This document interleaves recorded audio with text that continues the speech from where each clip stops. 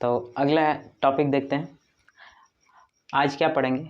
आज पढ़ेंगे कि निरक्षीय स्थिति में किसी बिंदु पर विद्युत क्षेत्र की तीव्रता। इसको लिख लेते हैं। निरक्षीय स्थिति में, निरक्षीय स्थिति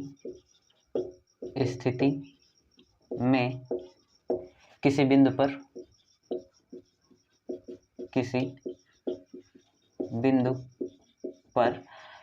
विद्युत क्षेत्र की तीव्रता, विद्युत क्षेत्र की तीव्रता,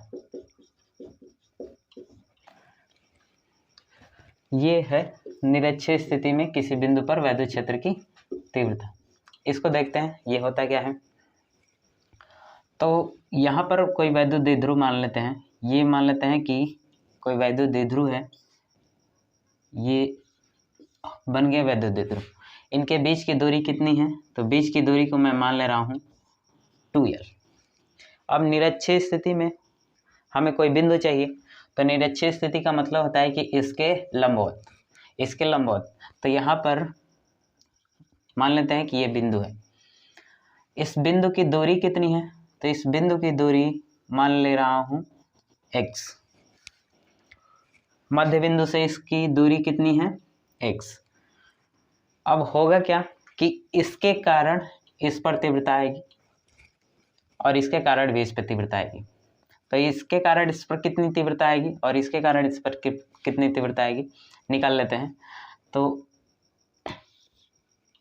सबसे पहले ये दूरी देखा जाएगा कि कितनी दूरी है। तो दूरी कैसे निकलेगा?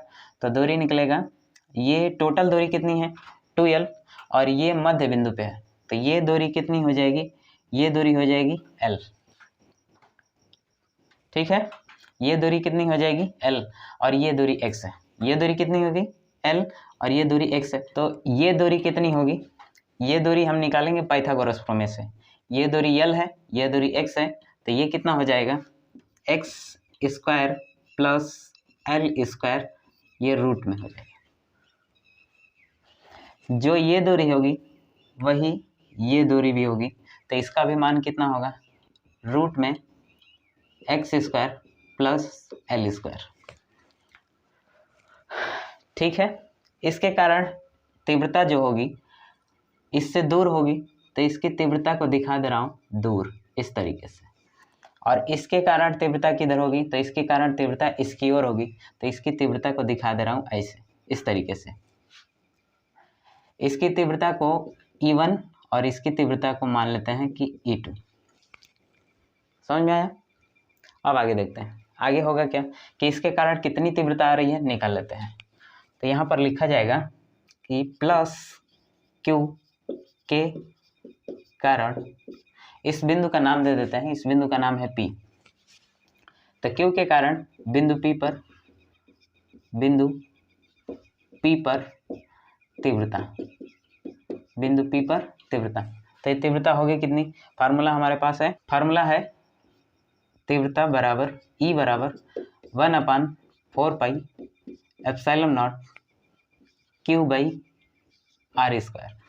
ये फार्मूला है, इस पे मान रख देते हैं। फार्मूला मैं यहाँ लिख दे रहा हूँ। फार्मूला है E = 1/4 एप्सिलॉन नॉट Q/r²। तो ये हो गया फार्मूला। अब इसी फार्मूले पे हम मान रख देते हैं। तो Q की जगह पे Q है। अब यहाँ पे दूरी कितनी है? तो दूरी के जगह पे यहाँ से यहाँ तक के बीच की दूरी कितनी है? रूट में x² प्लस L स्क्वायर। तो यहाँ पे मैं लिख दे रहा हूँ रूट में x² प्लस L स्क्वायर। अब होल स्क्वायर है तो होल स्क्वायर कर देते हैं। अब इसकी तीव्रता को मैं दिखा दे रहा हूँ E1। इसको आगे सॉल्व किया जाएगा, तो E1 = 1/4 एप्सिलॉन नॉट, और ये कितना हो जाएगा Q, और स्क्वायर से ये रूट गायब हो जाएगा, तो होगा कितना? x² plus L square. इसको मान लेते हैं समीकरण नंबर 1। अब आगे देखते हैं इस -Q के कारण इस P पर तीव्रता कितनी होगी। तो लिखते हैं -Q के कारण बिंदु P पर तीव्रता, बिंदु P पर तीव्रता। तो इसकी तीव्रता को मैं दिखा दे रहा हूँ E2 से। ये कितना होगा, तो 1/4πε0 और Q का मान कितना है, Q का मान Q है और बीच की दूरी कितनी है, तो बीच की दूरी वही है। तो इसको मैं डायरेक्ट लिख दे रहा हूँ x² + L²। इसको मान लेते हैं समीकरण नंबर 2। तो यहाँ दोनों तीव्रताएं परिमाण में समान है, तो यहाँ पर होगा क्या कि E1 बराबर E2, E1 बराबर E2। अब आगे देखते हैं परिणामी तीव्रता कितनी होगी। तो परिणामी तीव्रता अतः परिणामी तीव्रता, तो परिणामी तीव्रता कितनी होगी, तो E बराबर E1 + E2। अब इसको हम जोड़ेंगे सदिश योग के नियम से। तो सदिश योग का नियम क्या है कि यहाँ पर ये जो तीव्रता है दोनों की दिशा न विपरीत है और न समान है। ये दोनों की तीव्रता किसी न किसी कोण पे है, तो कोण पे है तो उसके लिए हम सदिश योग का नियम लगाएंगे। तो सदिश योग का नियम क्या है, तो इसको मान लेते हैं कि ये है थीटा, ये कोण कितना है, थीटा है, और ये कोण कितना है, थीटा है। अब होगा क्या कि दो तीव्रताएं हैं, एक तीव्रता E1 है और दूसरी तीव्रता E2 है। इन दोनों का अगर परिणामी तीव्रता देखी जाए तो परिणामी तीव्रता होगी कितनी, तो परिणामी तीव्रता को मैं इस तरीके से दिखा दे रहा हूँ। ये हो गई इसकी परिणामी तीव्रता, जिसको मैं E से दिखा दिया। ये कितना होगा, ये परिणामी तीव्रता होगा जिसको मैंने E से दिखा दिया। अगर ये एंगल थीटा है तो ये वाला एंगल भी थीटा होगा, ये एंगल थीटा है तो ये वाला एंगल भी थीटा होगा, और जब ये वाला एंगल थीटा है तो ये वाला भी एंगल थीटा होगा, दोनों थीटा आपस में बराबर होगा। तो अब इसको तोड़ के देखते हैं E को, तो ये हो गया E1। अब इसको हमें वियोजित करना है तो इसके दो कंपोनेंट आएंगे, एक x अक्ष के अनुदिश और एक y अक्ष के अनुदिश। ये देखा जाएगा कि x अक्ष के साथ कितने डिग्री का कोण बना रहा है, तो इसको हम लेंगे E1, ये cos थीटा हो जाएगा। जिसके साथ थीटा रहेगा उसको हम cos लेंगे और जिसके साथ थीटा नहीं रहेगा उसको हम sin लेंगे। ये कितना हो जाएगा, E1 sin थीटा। ठीक है, समझ में आया। अब हम E2 को तोड़ के देखते हैं। तो E2 कैसे है, तो E2 ऐसे है। अब इसको तोड़ा जाएगा तो एक घटक होगा x अक्ष के अनुदिश, तो यहाँ पर चेक किया जाएगा कि x अक्ष के साथ कितने डिग्री का कोण बना है, थीटा डिग्री का कोण बनाया। यहाँ पे देख सकते हैं थीटा डिग्री का कोण है। उसके बाद से ये कितना होगा, ये E2 है, तो इसको हम लिख सकते हैं E2 cos थीटा। अब दूसरा घटक कैसे आएगा, दूसरा घटक आएगा y अक्ष के अनुदिश। तो y अक्ष हम ऊपर तो नहीं ले सकते हैं क्योंकि हमारा सदिश इस तरीके से है, तो इसको हम दिखाएंगे ऐसे नीचे। ये कितना हो जाएगा, तो ये हो जाएगा E2 sin theta, E2 sin theta. ठीक है, समझ में आया। तो एक हो गया E2 sin थीटा और दूसरा क्या हो गया, E2 cos थीटा। अब इन दोनों को एक ही पे रखा जाए, तो अगर इन दोनों को एक पे रखा हूँ तो ये हो जाएगा इसका इस तरीके से डायग्राम, इस तरीके से। ठीक है, तो इस वाले ये वाला घटक क्या है, इस वाले घटक को दिखाया गया है E1 sin थीटा, और ये वाला घटक क्या है, E2 sin थीटा। और यहाँ पर ये दो घटक सेम डायरेक्शन में हैं, तो इसको हम दिखा सकते हैं E1 cos थीटा, और इस वाले को दिखा सकते हैं E2 cos थीटा। ये चीज़ समझ में आया। ये क्या है, E2 cos थीटा, और ये क्या है, E1 cos थीटा। इस तरीके से दोनों को अगर मिलाया जाए तो ये बनेगा।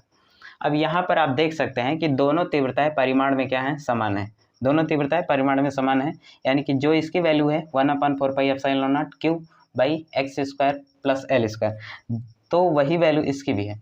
तो यहाँ पर दोनों तीव्रताएं समान होंगी, तो यहाँ देखा जाए तो दोनों की दिशा क्या है, विपरीत है। तो विपरीत होने के कारण ये एक दूसरे को निरस्त कर देंगे, ये एक दूसरे को निरस्त कर देंगे। बचा क्या, तो ये वाली तीव्रता बची। यहाँ पर दोनों की डायरेक्शन सेम है, तो जब दोनों की डायरेक्शन सेम है तो इसको हम जोड़ देंगे, तो होगा क्या, तो यहाँ पे परिणामी तीव्रता क्या आएगी, E बराबर E1 की वैल्यू कितनी है, E1 cos theta plus E2 की वैल्यू कितनी है, E2 कॉस थीटा। यहाँ पर अगर कॉमन ले लिया जाए, E बराबर कॉस थीटा कॉमन ले लेते हैं, कॉस थीटा, तो ये बचेगा क्या, E1 प्लस E2। ठीक है, अब यहाँ से कॉस थीटा की वैल्यू कितनी होगी, तो कॉस थीटा की वैल्यू निकाल लेते हैं। तो कॉस थीटा की वैल्यू इस त्रिभुज में देखेंगे या फिर आप इस त्रिभुज में देख सकते हैं, किसी भी त्रिभुज में देख सकते हैं। तो यहाँ पे मैं लिख दे रहा हूँ। तो होगा क्या कि कॉस थीटा इजकल टू क्या होता है, कॉस थीटा इजकल टू आधार बटे कर्ण होता है, कॉस थीटा इजकल टू आधार बटे कर्ण।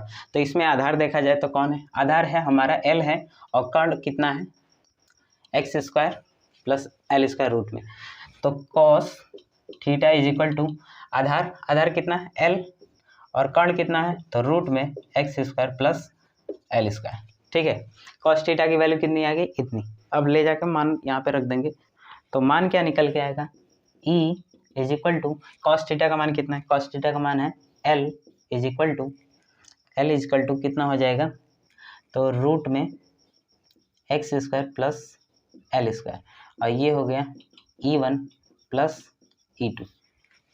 ये समझ में आया। ठीक है, अब मैं इसको मिटा दे रहा हूँ, समझ गए हैं तो ये होगा कितना,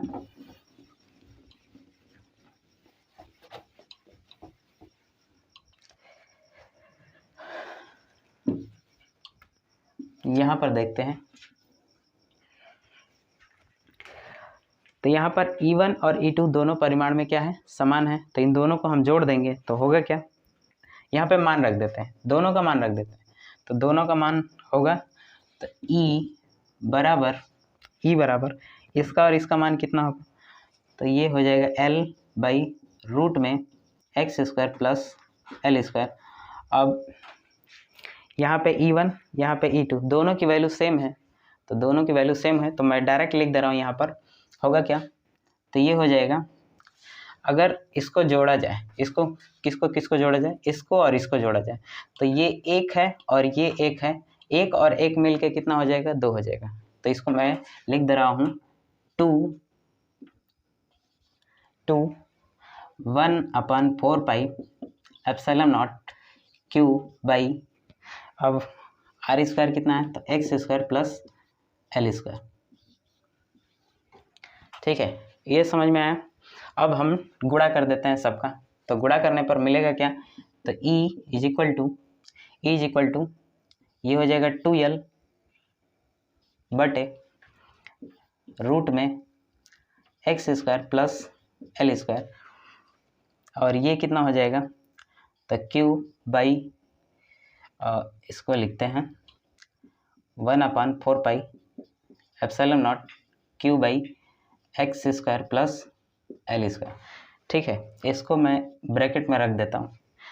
यहाँ पर देखा जाए तो होगा क्या कि अगर रूट है, रूट का मतलब क्या होता है, पावर 1/2, और यहाँ पर पावर कितनी है, पावर 1 है। तो अगर आधार बराबर है, आधार कितना है, इसका मतलब क्या होता है, पावर 1/2, और इसका मतलब क्या होता है, पावर कितनी है, 1। अगर आधार बराबर है तो घात को जोड़ देंगे, तो घात को जोड़ा जा होगा क्या, जोड़ेंगे तो ये हो जाएगा E बराबर, इसको हम लिख सकते हैं Q इंटू 2L, इसको लिख सकते हैं, इसको मैं लिख रहा हूँ 1/4 पाई एप्सिलॉन नॉट, और इसको लिखा जा सकता है Q इंटू 2L, और ये कितना हो जाएगा, तो ये हो जाएगा x square plus L square का पावर 3/2।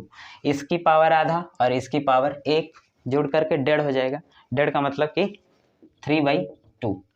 ठीक है, तो ये हो गया। अब यहाँ पर देखा जाए कि ये जो 2L दूरी है और ये x है और ये L है। ठीक है, तो यहाँ पर L और x की तुलना करें तो L बहुत ज़्यादा छोटा है, L क्या है, बहुत ज़्यादा छोटा है x की तुलना में। तो जब छोटा है तो इसको हम छोड़ सकते हैं, तो जब छोड़ सकते हैं तो इसको हम क्या लिख सकते हैं, यहाँ पे मैं लिख दे रहा हूँ कि x is greater than L, अतः L को छोड़ा जा सकता है, L को छोड़ा जा सकता है। तो जब L को छोड़ा जा सकता है तो होगा क्या, तो ये हो जाएगा E is equal to 1/4 pi epsilon naught, और इसको क्या लिखा जा सकता है, इसको लिखा जा सकता है P, क्योंकि फार्मूला होता है P बराबर Q into 2L, Q into 2L। क्या होगा, तो इसको मैं लिख दे रहा हूँ P, और जब L को छोड़ सकते हैं तो ये फार्मूला क्या हो जाएगा, एक्स स्क्वायर पावर 3/2। ठीक है, अब इसकी पावर से ये कट जाएगा, अब बचेगा क्या, तो E इज इक्वल टू 1/4πε0 और P बाई यहाँ पे क्या बचा, तो यहाँ पे बचा x पावर 3। यही है निरक्षीय स्थिति में किस बिंदु पर वैद्युत क्षेत्र की तीव्रता। ठीक है, समझ में आया।